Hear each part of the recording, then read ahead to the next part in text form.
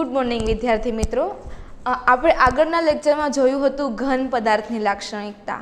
આજે આપણે જોવાનું છે પ્રવાહી પદાર્થની લાક્ષણિકતા. તો મેં તમને કીધું હતું કે આપણા જે આખા તમે આજુબાજુ નજર કરશો તો તમને ઘણા બધા પદાર્થો સજીવ હોય કે નિર્જીવ હોય તમને જોવા મળશે, અને ત્રણ ફોર્મમાં હશે. કાં તો એ ઘનમાં હશે, કાં તો એ પ્રવાહીમાં હશે, અને કાં તો એ વાયુમાં હશે. તો એ ત્રણ ઘન, પ્રવાહી અને વાયુ એ ત્રણમાં એવી કઈ લાક્ષણિકતાઓ છે કે જેને આધારે તેને અલગ અલગ ભાગમાં વર્ગીકૃત કરવામાં આવ્યા છે. તો ઘન અવસ્થાની આપણે વાત કરેલી. હવે આપણે જોવાનું છે પ્રવાહી અવસ્થા. તો પહેલું છે કે પ્રવાહી એટલે આપણા મનમાં એવો વિચાર આવે કે પ્રવાહી કોને કહી શકાય?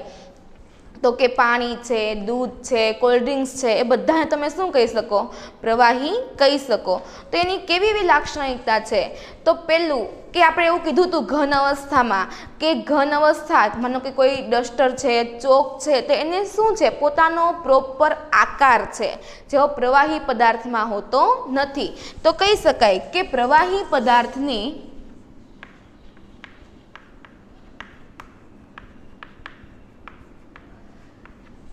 નિશ્ચિત આકાર હોતો નથી.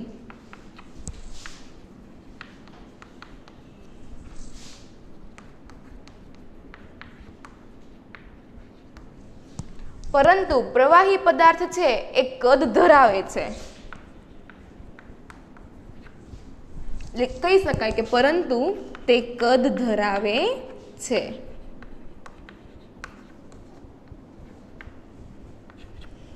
પછી બીજું કહી શકાય કે જે વહનશીલતાનો ગુણધર્મ છે તે તમે કોઈ જગ્યાએ માનો કે લાદી ઉપર તમે પાણી ઢોળો છો તો પાણી એમ જ આખા ઢગલો બની જાય છે? નહીં, એ આગળ વહેવા લાગે છે. તો તમે કહી શકો કે પ્રવાહી છે એ તરલ છે.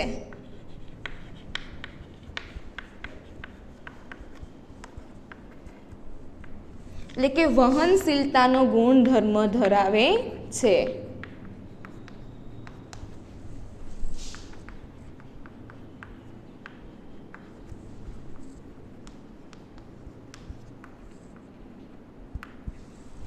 ત્યાર પછી કહીએ કે પ્રવાહીને નિશ્ચિત આકાર નથી, પરંતુ તમે તેને જે પાત્રમાં નાખો છો એ પાત્ર જેવો એ આકાર ધારણ કરી લે છે.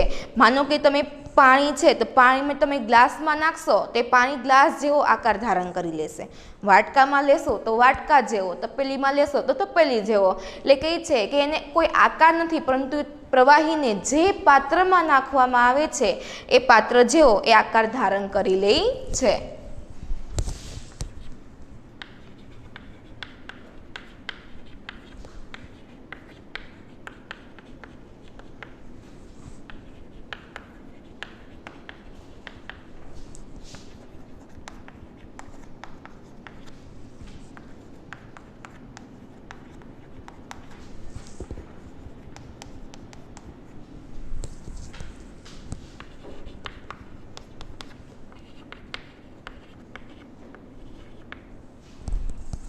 ત્યાર પછી કહી શકાય કે વિદ્યાર્થી મિત્રો આપણે કીધું હતું પહેલા જ લેક્ચરમાં કે પાણી છે તો પાણીની અંદર તમે ખાંડને ઓગાળો છો તો પાણી છે એ પ્રવાહી સ્વરૂપે છે, ખાંડ છે એ ઘન સ્વરૂપે છે.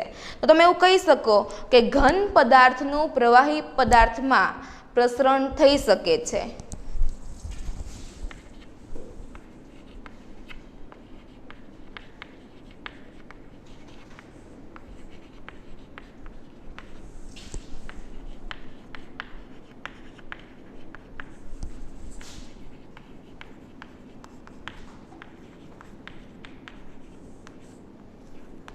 પ્રસરણની વાત કરેલી. પ્રસરણ એટલે કે બે જુદા જુદા પદાર્થોનું એકબીજામાં આંતરમિશ્ર થવાની ઘટના. ઘન તરીકે તમે કોઈ પણ અમુક ઘન, બધા ઘનનું તમે પ્રવાહી માનો કે રેતી લઈ લો તો રેતીનું તમે પ્રવાહીમાં પ્રસરણ કરાવી શકશો નહીં, કારણ કે રેતી છે એ પ્રવાહીમાં મિશ્ર થશે નહીં. પણ અમુક ઘનની વાત કરીએ જેમ કે ખાંડ છે, મીઠું છે, તો એ તમે ખાંડ અને મીઠું એ ઘન તરીકે છે, પાણી છે એ પ્રવાહી સ્વરૂપે છે. તો તમે ઘનને એ તમે પ્રવાહીમાં નાખશો તો એ બંને કેવા થઈ જશે? એકબીજામાં આંતરમિશ્ર થઈ જશે. શા કારણે? કારણ કે ઘન પદાર્થનું પ્રવાહી પદાર્થમાં પ્રસરણ થાય છે એવી રીતે આપણે ઘનની વાત કરી કે ઘન પદાર્થનું પ્રવાહીમાં પ્રસરણ થાય છે, પ્રવાહીનું પણ પ્રવાહી પદાર્થમાં પ્રસરણ થાય છે. માનો કે તમે લીંબુ છે, લીંબુ પાણી લ્યો છો તો લીંબુ પાણી એ પ્રવાહી સ્વરૂપે છે અને એ પાણીમાં મિશ્રણ થઈ જાય છે. પછી બીજા કોઈ તમે કોલ્ડ ડ્રિંક્સ લ્યો છો તો એ પણ કેવું છે, પ્રવાહી સ્વરૂપે છે, એને પણ તમે પાણીમાં નાખો છો તો એ મિશ્રણ થઈ જાય છે. પાણી આપણું જે ગળ્યું છે એ સ્વાદમાં એ થઈ શકે છે. ત્યાર પછી તમે કહી શકો કે O2 અને CO2. O2 એટલે કે ઓક્સિજન અને CO2 એટલે કે કાર્બન ડાયોક્સાઇડ. આ બંને શું છે? O2 અને CO2 આ બંને વાયુઓ છે. તો નું પણ પ્રસરણ છે એ પ્રવાહીમાં થઈ શકે છે.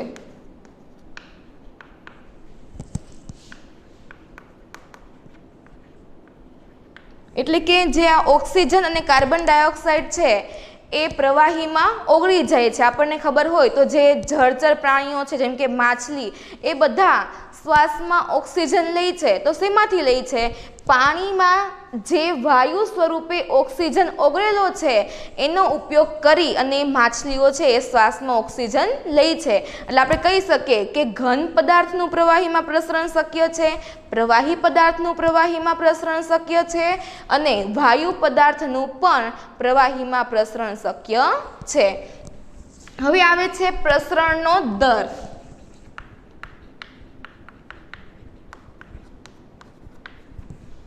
તો પ્રસરણનો દર સૌથી ઓછો હશે ઘનમાં. ઘનમાં હશે સૌથી ઓછો.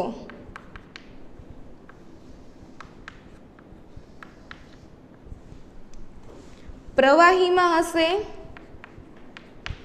મધ્યમ.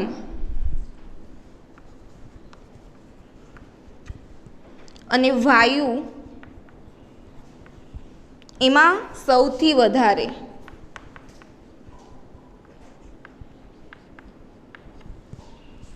શા માટે આવું થશે વિદ્યાર્થી મિત્રો? કારણ કે આપણને ખબર છે, આપણે આગળના ધોરણમાં અભ્યાસ કરતા આવીએ જ છીએ, ઘન, પ્રવાહી અને વાયુની આકૃતિઓ જોઈએ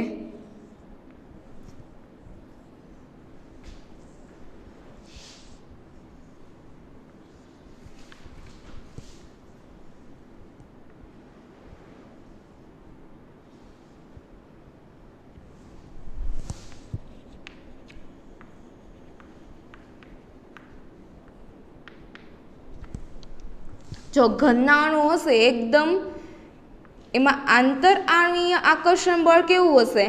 વધારે હશે.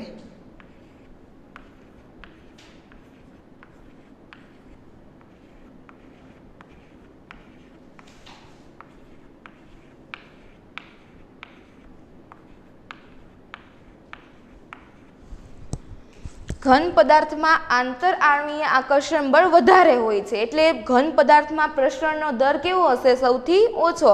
આપણે કહીએ ને ઘન પદાર્થને આપણે દબાવી પણ શકતા નથી, કેવા હોય છે? સખત હોય છે.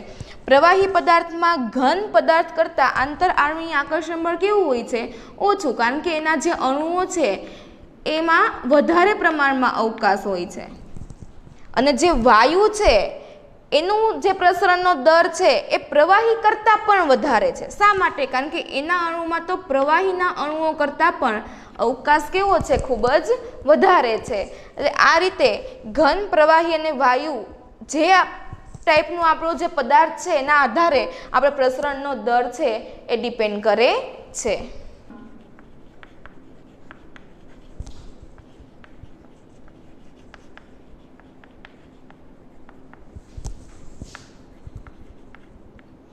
પ્રવાહી પદાર્થમાં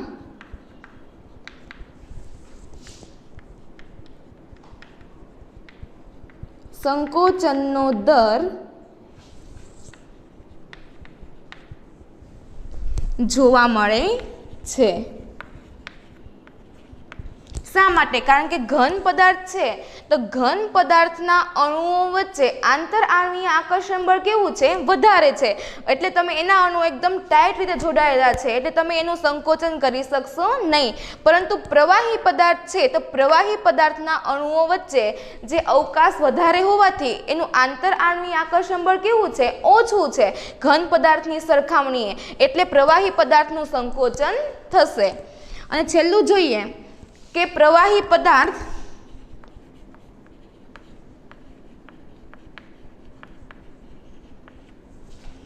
એ દબનીય છે. એટલે કે તમે એને દબાવો છો તો એ દબાઈ જાય છે, એનો આકારમાં થોડોક ફેરફાર થાય છે.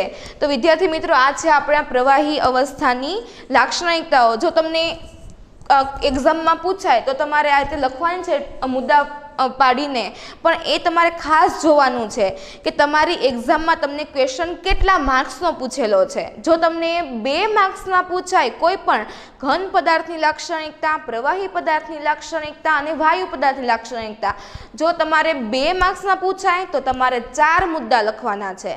જો 3 માર્ક્સમાં પૂછાય તો તમારે 6 મુદ્દા લખવાના છે. તમારા ઉપર ડિપેન્ડ છે તમે કયા પ્રકારના મુદ્દા લખો છો, પરંતુ તમારે ગુણભારને આધારે તમારે એક્ઝામમાં પેપર લખવાનું છે. તો પહેલી વખત જોઈએ કે પ્રવાહી, તો પ્રવાહી પદાર્થને નિશ્ચિત આકાર હોતો નથી પરંતુ તે કદ ધરાવે છે. પ્રવાહી તરલ છે એટલે કે તે વહનશીલતાનો ગુણધર્મ ધરાવે છે, તે વહી શકે છે. પ્રવાહીને જે પાત્રમાં નાખવામાં આવે એ પાત્ર જેવો એ આકાર ધારણ કરી લે છે. પ્રવાહી પદાર્થને પોતાનો કોઈ આકાર નથી, પરંતુ તમે જે પાત્રમાં નાખશો, તમે જોવો છો વિદ્યાર્થી મિત્રો રોજે, અત્યારે તો ઉનાળો ચાલે છે તો તમે બરફ મૂકતા હશો ફ્રીજમાં, તો તમે જે આઈસ બોક્સમાં તમે જે બરફ મૂકો છો એનો આકાર કેવો છે? તમે તમારી જે પ્લેટ છે એનો જે આકાર હશે એ આકાર ધારણ કરી લેશે ને એ આકારનો તમારો આખો બરફ તૈયાર થશે. એટલે કહેવાય છે કે પ્રવાહીને જે પાત્રમાં નાખવામાં આવે એવો આકાર પાત્ર જેવો આકાર ધારણ કરે છે. પણ ખાસ ધ્યાન રાખજો કે બરફ એ ઘન સ્વરૂપ છે ને પ્રવાહી એ વાયુ સ્વરૂપ છે. પણ પહેલા બરફ બનતા પહેલા એ પ્રવાહી હોય છે, એટલે તમારો જે બરફ છે તમે જે પાત્રમાં નાખો છો એવો આકારનો બને છે. ઘન પદાર્થનું પ્રવાહી પદાર્થમાં પ્રસરણ શક્ય છે અને વાયુ પદાર્થ, આ બંને શું છે? ઓક્સિજન અને કાર્બન ડાયોક્સાઇડ એ વાયુ છે. તો વાયુ પદાર્થનું પણ પ્રવાહીમાં પ્રસરણ શક્ય છે. ત્યાર પછી પ્રસરણનો દર જોઈએ તો ઘનનો સૌથી ઓછો હશે, પ્રવાહીનો મધ્યમ હશે અને વાયુનો સૌથી વધારે હશે. ત્યાર પછી આવે છે કે ઘન પદાર્થની સરખામણીમાં પ્રવાહી પદાર્થોમાં સંકોચનનો દર પણ જોવા મળે છે. કારણ કે ઘન પદાર્થો વચ્ચે રહેલા અણુઓની વચ્ચે જે આંતરઆણ્વીય આકર્ષણ બળ છે કેવું છે? એકદમ ઓછું છે. અને પ્રવાહી પદાર્થ એ કેવો છે? દબનીય છે. કારણ કે એમાં જે રહેલા અણુઓ છે એની વચ્ચે શું જોવા મળે છે? અવકાશ જોવા મળે છે. વિદ્યાર્થી મિત્રો, હવે આપણે જોવાનું છે વાયુ પદાર્થની લાક્ષણિકતાઓ.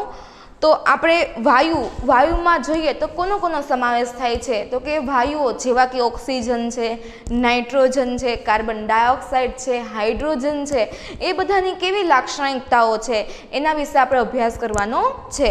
તો પહેલાં જોઈએ કે વાયુ અવસ્થાની લાક્ષણિકતામાં પહેલું, જે રીતે પ્રવાહી પદાર્થને પોતાનો આકાર નથી એ જ રીતે વાયુને પણ પોતાનો આકાર છે નહીં. તો તમે લખી શકો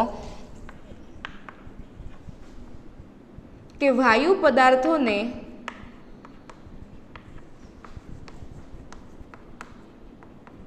નિશ્ચિત અથવા તો ચોક્કસ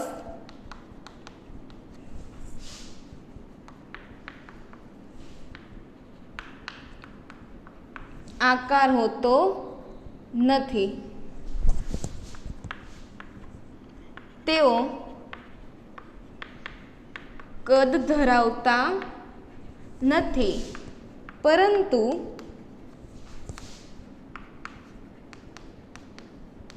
ચોક્કસ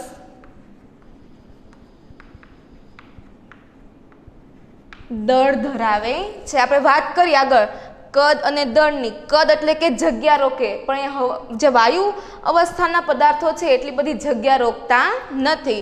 અને દળ એટલે કે એમાં સમાયેલા દ્રવ્યનો જથ્થો, જે આપણે વજન કેજીમાં માપીએ છીએ તેનું વજન ચોક્કસ અમુક થઈ શકે છે. એટલે કહીએ છીએ કે ચોક્કસ આકાર હોતો નથી, કદ ધરાવતા નથી, પરંતુ એ ચોક્કસ દળ ધરાવે છે. પછી જોઈએ સંકોચન જોઈએ તો તમે કહી શકો કે ઘન અને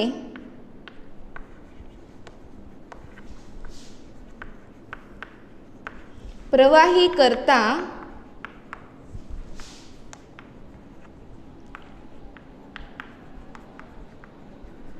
વાયુ પદાર્થોનું સંકોચન અથવા તો સંકોચનનો દર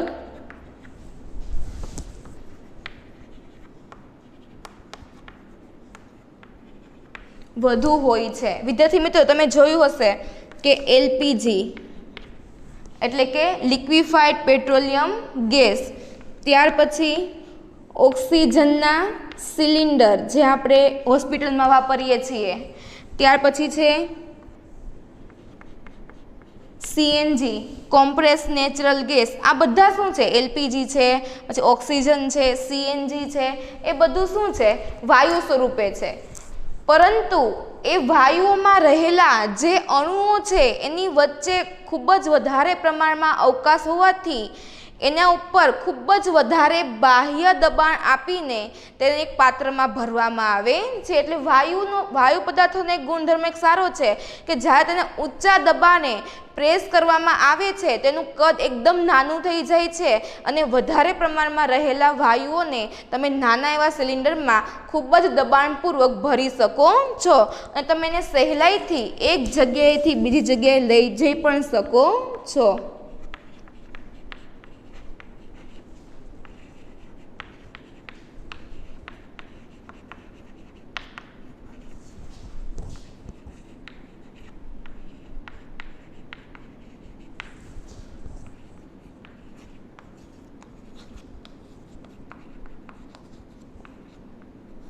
ત્યાર પછી આવે છે પ્રસરણ। તો એક તો વાયુઓની ગતિ કેવી છે? ઝડપી।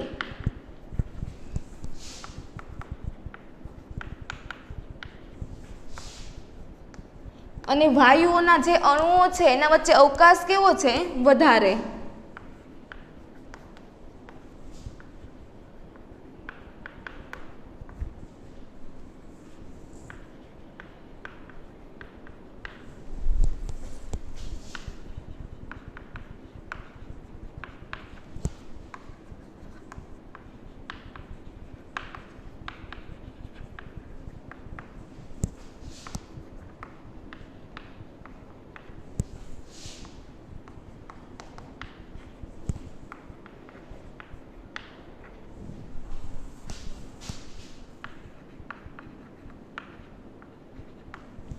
જો એવું કીધું છે કે વાયુઓની ઝડપી ગતિ એટલે કે વાયુઓ વચ્ચે અવકાશ એકદમ, વાયુઓના જે અણુઓ છે એની વચ્ચે અવકાશ એકદમ નહીવત છે। એના જે ગતિ, જેના કણો છે, એના જે અણુઓ છે એ હંમેશા અસ્તવ્યસ્ત ગતિ કરતા રહે છે અને ગતિની ઝડપ પણ કેવી છે? વધારે છે।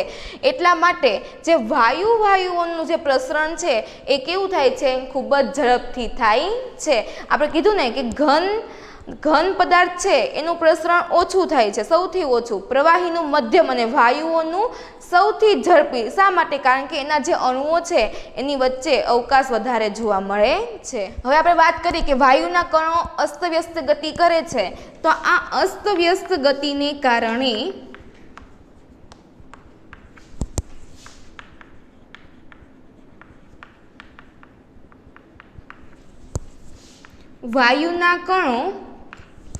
વાયુના કણો એકબીજા સાથે અથડાય છે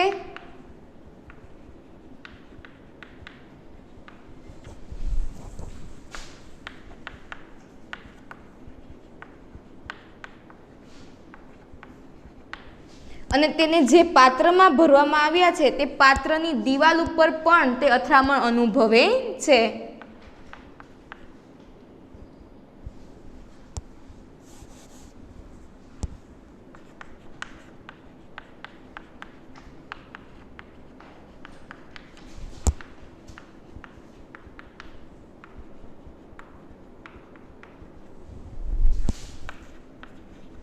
આપણને બધાને ખબર જ છે કે માનો કે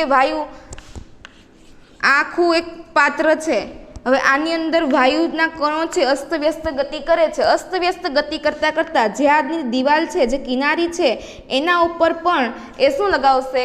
એના સાથે પણ અથડાશે અને એની સાથે જે અથડાશે એટલે દબાણ ઉત્પન્ન કરશે. આપણને બધાને ખબર છે દબાણ કોને કહેવાય કે પ્રતિ એકમ ક્ષેત્રફળ દીઠ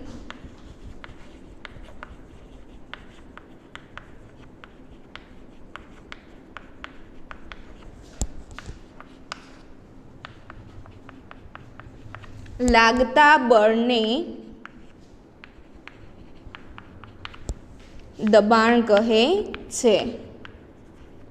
એટલે આપણે કહી શકીએ કે વાયુને જે પાત્રમાં ભરવામાં આવે છે એ પાત્રની દિવાલ ઉપર વાયુ શું લગાવે છે? દબાણ લગાવે છે.